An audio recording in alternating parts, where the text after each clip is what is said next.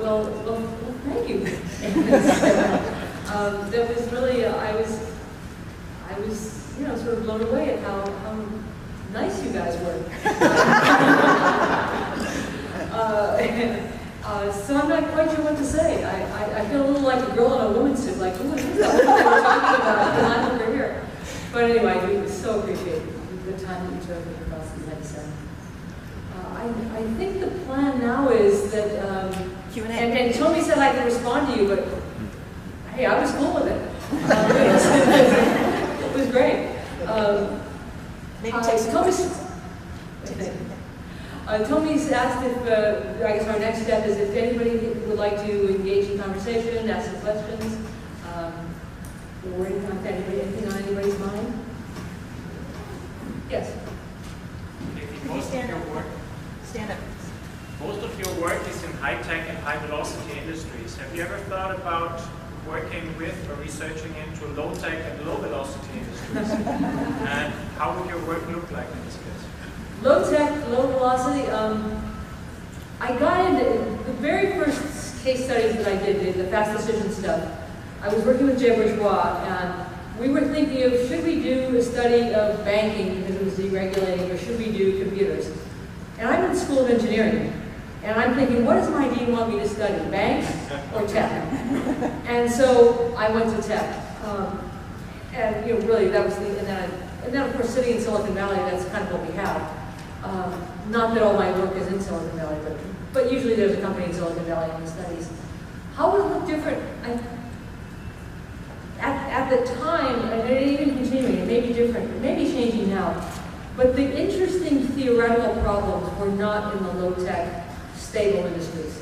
The interesting, because the theories of the time, you think like transaction cost, agency theory, even ecology had the companies inertial, even if the world wasn't inertial. So all the network theory as well, it was at least for a long time relatively static. Institutional theory. If you wanted to be doing something newer, you needed to go in a place where you didn't have equilibrium. And so it would have been hard to do, not from a case study method point of view, it would have been hard from a content point of view, in the sense of being able to develop new ideas had I been in more stable industries. Or at least that's always the way. The low-hanging fruit was in dynamic industries because the theories were static. And so to make a theoretical contribution and to please my dean, being in the tech world made sense. I'm not so sure that maybe would be the choice that I would have now. It's just now I really am kind of stuck in my world of Facebook and Twitter around the corner. But I think there's certainly a lot of opportunities, and I think as we go into different, I think one of the opportunities is as we become more international, that in other parts of the world, the name of the game can be much more around government relationships, family businesses, and those kinds of things. It's like the big Indonesian family businesses, or in South America, it's family businesses. Government relationships in China. I think that those are all venues that aren't necessarily technology, but I think have the kind of opening for at least case-based research to find new things, because we don't know a lot about how the situations work. So I think of those as being great for case.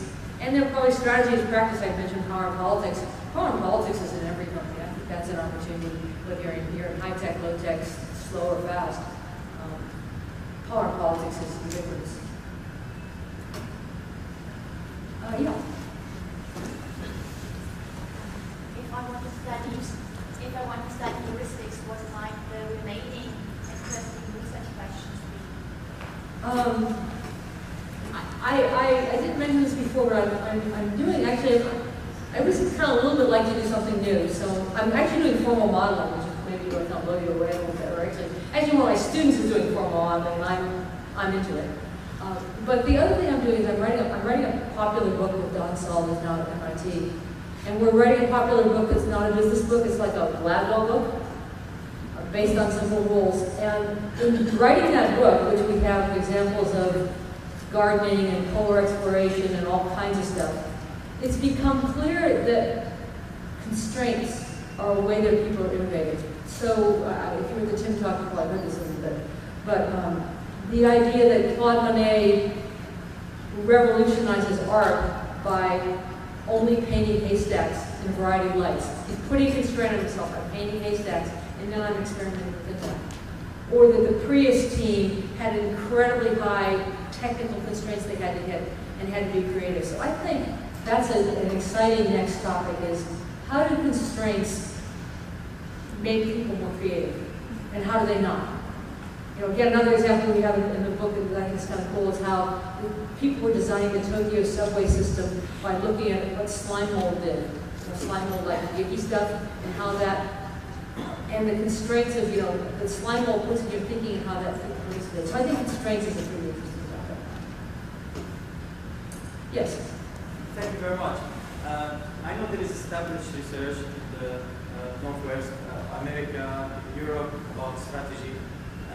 Most literature say that it's dominated from the West. So what advice would you give for people who are interested in the other part of the study, for example, in developing countries, in the East, the Middle East, what would be the best methods? Because the methods also that are developed are suitable for yeah, I mean, I think there are aspects of people are people. So what we find in the West is what you'll find somewhere else. But there are obviously other aspects that are different. So, for example, the one that comes to mind to me is family business. Something else that comes to mind to you. I think the key is to understand whatever the phenomenon is in the way the extant literature does, and then look for the ways in which the context you're in is different. So there are probably things in the Western European kind of literature where, yeah, we do that too. But look for the places where it's not the same. And in particular where the underlying assumptions aren't the same. And as I say, family business jumps to mind, and I'm sure there are others and others. And government relationships come to mind as another one.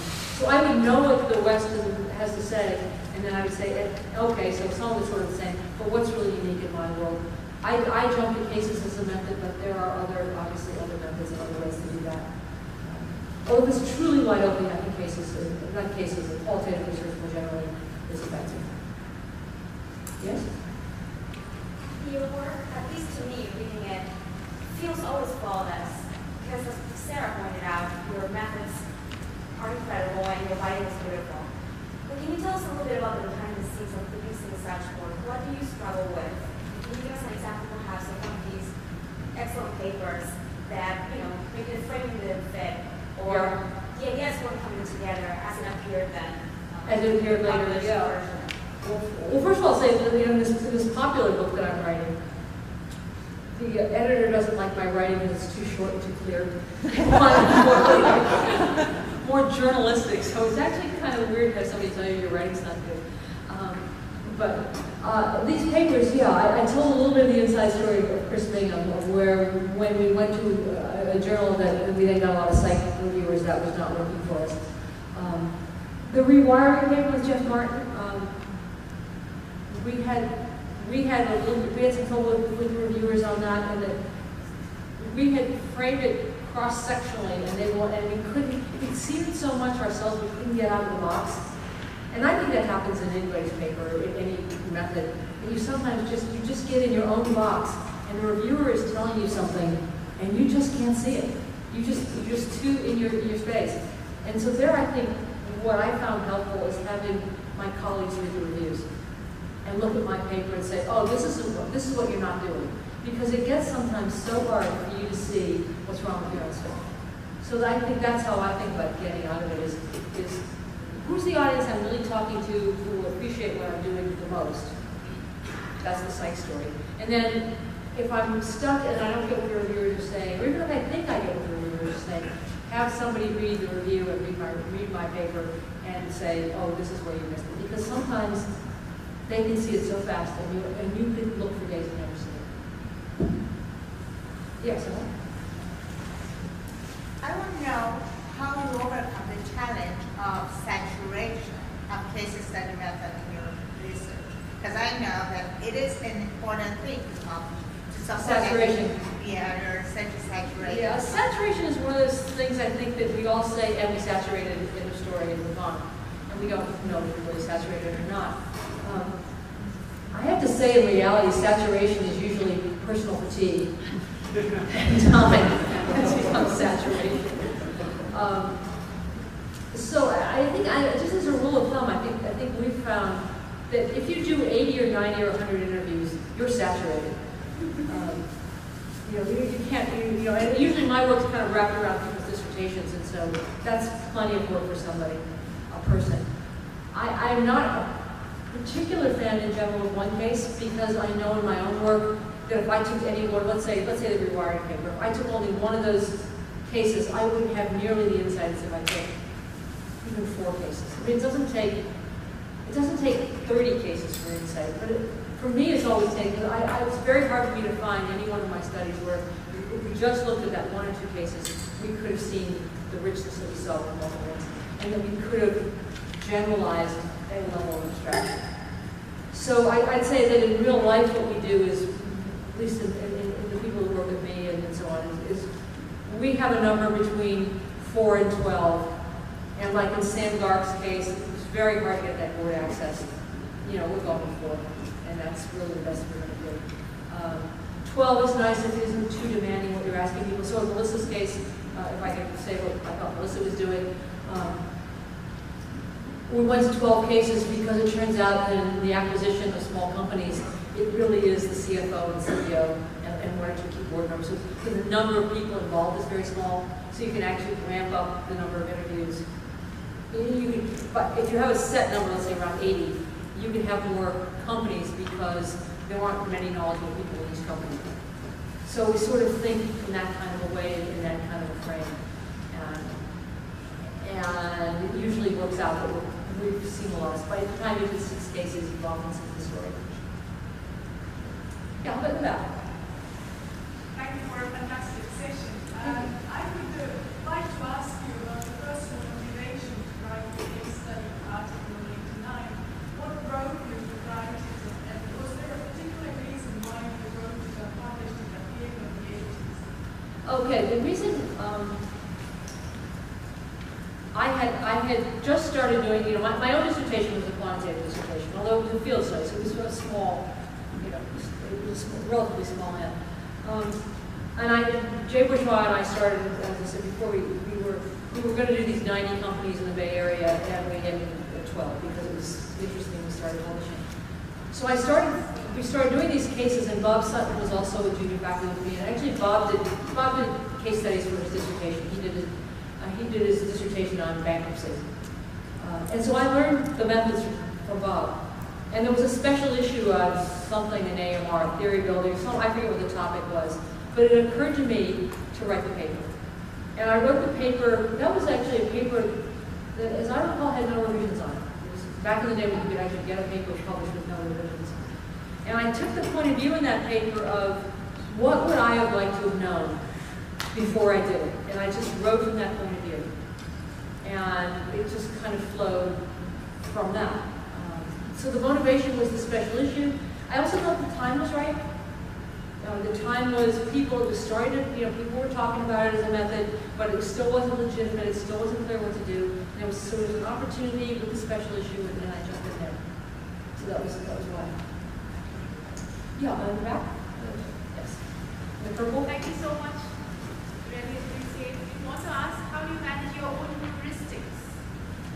How do I do my own heuristics? Yes, your own heuristics. Yeah, well, I've developed a few of them.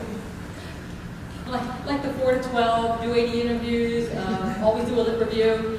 I've kind of drifted into them, and actually I'd probably be better off if I had even better ones. But I have been somewhat thoughtful, as I'm sure many of you are, of what works and what doesn't in my own work, and what do I have time for, and so on and so on. I try to, the other thing I do with PhD students is they mostly pick the projects, which I think has made me a more creative person. So they pick, you know, I wouldn't have done M&A if Melissa hadn't walked in and said, I want to do M&A. I would have never particularly picked it. So I've also, I think, gained from having smart doctoral students who had ideas of what they wanted to do. Let's see, maybe way in the back and then we'll come forward. Yeah, I was interested. You said that the requirements or the way you write has changed. So when you publish today, you have to ground your findings much more in existing theory. And I wanted to ask you, how does that change your writing? And does it change the theories you develop? I think when it first started happening, I was thinking of it as a hassle. Isn't cool good enough? But then I think what it's done is it's made me more precise. But what you essentially have to do, at least in my view, is you have to start out with what other people are saying roughly around how they would answer the question you're asking, and why their answer doesn't work or isn't right, or there's something about their answer. And so then you're embedded in that. So I'll give you an example of not a paper I showed you, but it's a paper with Ben Hallen on, it's called Catalyzing Strategies and something. It's AMJ 2012. And it's a paper about, it stems from his personal experience of starting a company not being able to raise money. And so it's, the practical problem is how do entrepreneurs raise money. But because we were forced to think about it theoretically, we got into the networks literature. And as we looked at the networks literature, what we saw was that the networks literature was about forming ties, which, you know, a VC relationship is forming a tie. And it was always about whether the tie formed or not, and maybe, you know, and whether you were embedded or you had resources or something that was letting you drive the tie, and you either got or didn't get the tie. And as we thought about that, we said, well, you know, getting or not getting the ties really, it's okay. But what you really want is the tie with the person that you want and that you can get pretty fast. And so we developed, because we had to go into the theory, we had to start thinking about, okay, what's our contribution to the networks literature? It's how do you form a tie efficiently? And again, it's about, did I get the partnership that I wanted, and did I get it quickly? And what we saw in that study was there were lots of entrepreneurs who wanted a particular tie and didn't get it. And it took them 6-8 months to get a tie, which was way too long.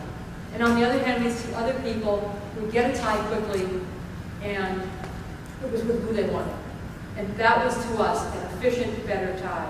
And so by having to look at the literature, we had to figure out our gap, which then let us say something that I think was more abstract and theoretically generalizable than if we just looked at how do you get VC money. So I think that's been the value, is taking it up a level. And what happens in that study is it turns out there's 2 ways to get a tie. You can use what the literature says, which is ask your friends and your friends to introduce you. And if you happen to have high-powered friends, you get great ties. Or there are actually other behavioral strategies you can engage in if you don't have those answers and conditions. Okay. Anything else? Yes. I would like to say that your article about building theory from case studies, it was also very inspiring for my research. And I wanted to ask you if you can provide me more strategies to increase the level of generalization of theory besides those that you have on the article. Yeah, I think Melissa and I have Melissa Redmond and I have a follow-up at AMJ that goes another step on that. Yeah, I'm thinking about writing a book about case study research and maybe if I really get inspired qualitative methods more generally, I think that might be for somebody who wants to work harder than I do. But I think there's definitely an opportunity there to say more. But sort of the answer that I just gave about engaging deeply in what people have already said, and then seeing how you're both alike and different, I think makes your work more generalizable. So in the case, as I said, Ben, it could be a paper about VCs getting money, or excuse me, entrepreneurs getting money, but by having to go into the literature, I think made it a more theoretical paper. Yes? Given that you're in an engineering school, do you have an opinion about the role of business education in the engineering profession? I mean, I do. I think not every engineer is a manager and is a business person. Some people really are techies, and they like being a techie. I think my brother, he was a manager, and they said, no, you know, I'm really a sole contributor, and, you know, don't bother me with that stuff. But I think for probably at least half the engineers, they are thinking, and I'm an engineer, you know, I'm a mechanical engineer in computer science. I use that background, but I don't want to do engineering anymore. But I think for many engineers, that gives them a, I don't want to say charm score, but it certainly gives them an understanding of business problems, and that's actually what they care about. And the engineering becomes a background which they can people. We may have, I think we're just about at the end. Okay, well, thank you very much for hanging in there, and I do appreciate it.